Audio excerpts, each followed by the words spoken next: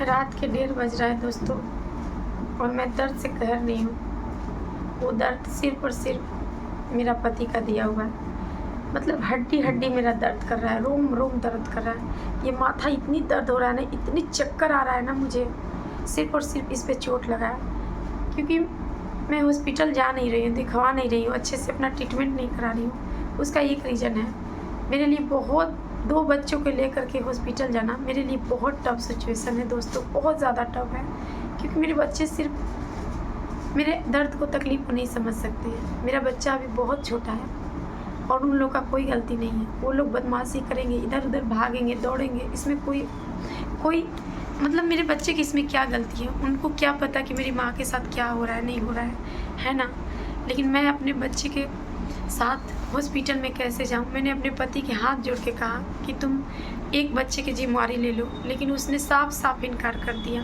ऐसे तो अच्छे बनने का बहुत नाटक करता है, ढोंग करता है, लेकिन अपने बच्चे की जिम्मेवारी से बहुत पीछे भागता है। मतलब ये क्या है दोस्तों?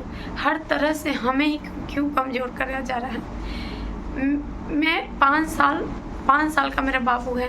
मैं 5 साल अकेले पोसी हूँ, पाली हूँ। इतना आसान नहीं है मैं अपने बच्चों को किसी के पास देना, लेकिन मैं फिर भी उसकी भलाई के लिए, उसकी खुशी के लिए, उसकी अच्छाई के लिए मैं अपने बच्चे से अलग भी हो सकती हूँ। क्योंकि मैं ये सोचूँगी कि अपने पिता के पास है ना, कोई और के पास तो नहीं है। लेकिन मेरा पति साफ साफ इनकार कर दिया कि मैं नहीं रखूँगा, क्योंकि वो छुट्टा रहना चाहता है, वो अपनी जिम्मेवारी से पीछे भागना चाहता है। उसे उस औरत के अपनी अय्याशी के अलावा कुछ दिखाई नहीं देता है। अगर दिखाई देता तो वो मुझे इतना बुरी तरह से मारता नहीं। सच कह रही हूँ दोस्तों, उस दिन मुझे मार ही देता, जान से मार देता। लेकिन अगर जान छोड़ा भी है तो उसमें उसका स्वार्थ है, क्योंकि उससे पता है कि हमें कुछ हो जाएगा तो हम बुरी तरह से फंस जाएंगे। पता है दोस्तों, मैं यही सोच रही हूँ कि आखिर मैं क्यों गई? आखिर मैं नहीं जाती तो मुझे इतना मारपीट नहीं होता। सच में दोस्तों, मैं बहुत इमोशनल लड़की हूँ, बहुत इमोशनल लड़की हूँ। मतलब मैंने सोचा ना कि चलो पर्व त्यौहार के दिन है, माता रानी का दिन है। माता रानी के दिन में कौन मार खाता है, कौन पीटता है ना? कोई जानवर भी इतना नहीं मारता है जितना हमको पीटा गया है दोस्तों। मैं एक एक चीज़ नहीं बता सकती हूँ, क्योंकि मैं एक एक चीज़ बताऊँगी ना तो मेरा वीडियो में वैसे भी वार्निंग आ जाता है। मैं एक एक चीज़ नहीं बता सकती हूँ, क्योंकि मैं बताऊंगी तो मैं रोने लगूंगी। रोने से मेरा वीडियो पे वार्निंग आ जाता है दोस्तों। मैं कैसे संभाल के, अपने आप को संभाल के वीडियो बनाती हूँ। पता है दोस्तों, बहुत ज़्यादा दर्द हो रहा है मेरा, इतना कर रहा है। मेरा सर जब दर्द होता है ना तो उल्टी हो रहा है, पता नहीं क्यों। अब अंदर क्या है नहीं है, कहाँ चोट आया है भगवान जाने, लेकिन बहुत दर्द हो रहा है। ये सब इतना लग रहा है ना कि कोई हड्डी पकड़ पकड़ के तोड़ रहा है मेरा, ऐसा वाला दर्द हो रहा है मेरा। समझ में नहीं आ रहा है। मेरा आवाज़ से आप लोग को पता चल रहा होगा कि क्या है नहीं है। मैं बहुत ज़्यादा अंदर से कह रही हूँ दोस्तों, बहुत ज़्यादा कह रही हूँ कि सच में भगवान है। आप लोग दुआ कीजिए कि हर चीज़ हो जाए, लेकिन मेरा खाली जान बच जाए। क्योंकि मेरे बच्चे के ना इकलौता सहारा हूँ मैं। मेरे बच्चे को कोई भी नहीं है मेरे अलावा, इकलौता सहारा हूँ मैं। मेरा मायके तो कब का छूट गया। मेरे पापा थे जो मेरे हर तरह से सपोर्ट करते थे, लेकिन मेरे पापा भी बहुत बीमार रहते हैं दोस्तों, बहुत बीमार रहते हैं। वो मेरा मदद नहीं कर सकते हैं। मेरा भाई जो इतने सीधे साधे लोग हैं, मैं उन लोग को बताना ही नहीं चाहती हूँ कि मैं इतनी तकलीफ़ में हूँ, दर्द में हूँ। मेरी बहन जो शादीशुदा है, मैं उन लोग को क्यों टेंशन दूँ, क्या दूँ? मुझे मतलब मेरे आगे पीछे कोई नहीं है दोस्तों। सास ससुर, उन लोग तो मेरा चेहरा ही नहीं देखना चाहते हैं। उन लोग को तो जैसे ख्वाहिश ना होता है, दुआ पूरा होता है, वैसा उन लोग शुरू से चाहते थे कि मैं और मेरे पति अलग हो जाए। बस मेरा पति थोड़ा अच्छे थे। उन लोग मेरे पति की वजह से, मेरे पति की अच्छाई की वजह से आज इतने रिश्ते इतने दिन तक चले हैं। मेरे साथ कोई खड़ा नहीं था, मेरे ससुराल के कोई खड़ा नहीं था जब मेरा पति मेरे साथ खड़ा था। लेकिन आज मेरा पति दूसरी औरत के लिए, मतलब अपनी अय्याशी के लिए, उसे पता नहीं क्या हो गया जो तो दहसी दरिंदा की तरह हम पर हावी हो रहा है, मार रहा है, पीट रहा है। बच्चे को भी देख नहीं रहा है, मेरी तकलीफ को महसूस नहीं कर रहा है कि मैं कैसे रोड पे लेकर के अपने बच्चे को भटक रही हूँ। पता नहीं क्या हो गया, नहीं हो गया, मुझे कुछ समझ में नहीं आ रहा है दोस्तों। लेकिन मेरा पति ऐसा नहीं था, ऐसा नहीं था।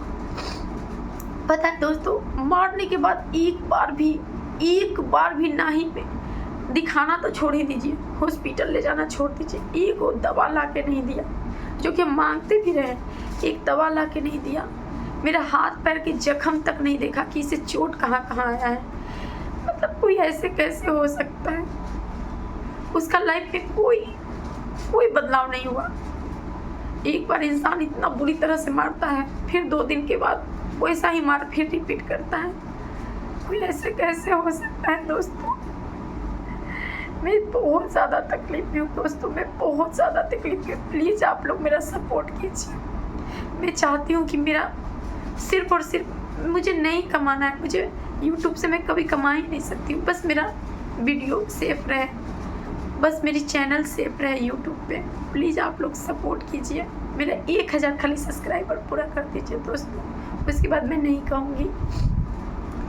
एकदम अंदर से इतनी हमें तकलीफ हो रही है ना, इतनी दर्द हो रही है ना, मुझसे अच्छे से बोला भी नहीं जा रहा, क्योंकि मुझे जब दर्द होता है, पेन होता है ना, मेरा गला वाला भारी हो जाता है, सब सर वर बहुत दर्द कर रहा है। पता है मैं काम वाम कुछ नहीं कर, ये हाथ मेरा काम ही नहीं करता है, लेकिन इतना दर्द होने के बाद भी मैं अपने बच्चों को कैसे भी टेक केयर कर रही हूँ। जब से आई हूँ दाल चावल खिला रही हूँ अपने बच्चों को। मुझे समझ में नहीं आ रहा है, एक तो मेरे पास इतना पैसे भी नहीं है कि मैं जा कर के अपनी ट्रीटमेंट कराऊँ, और सरकारी हॉस्पिटल में 2 बच्चों को लेकर के जाना, लाइन लगना, हर चीज़ करना मेरे लिए बहुत टफ सिचुएशन है दोस्तों, बहुत टफ सिचुएशन है।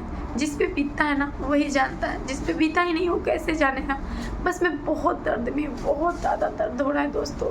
रात की हमको नींद ही नहीं आ रहा है, इतना मतलब इतना पेन हो रहा है ना कि नींद टूट जा रहा है मेरा। लग रहा है कि जैसे कोई हड्डी पकड़ के तोड़ रहा है दोस्तों। मैं बहुत तकलीफ में हूँ।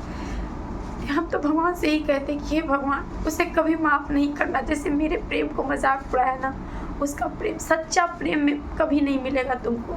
जैसे तुम मेरे प्रेम को मजाक उड़ाए, कभी तुमको सच्चा प्रेम नहीं मिलेगा।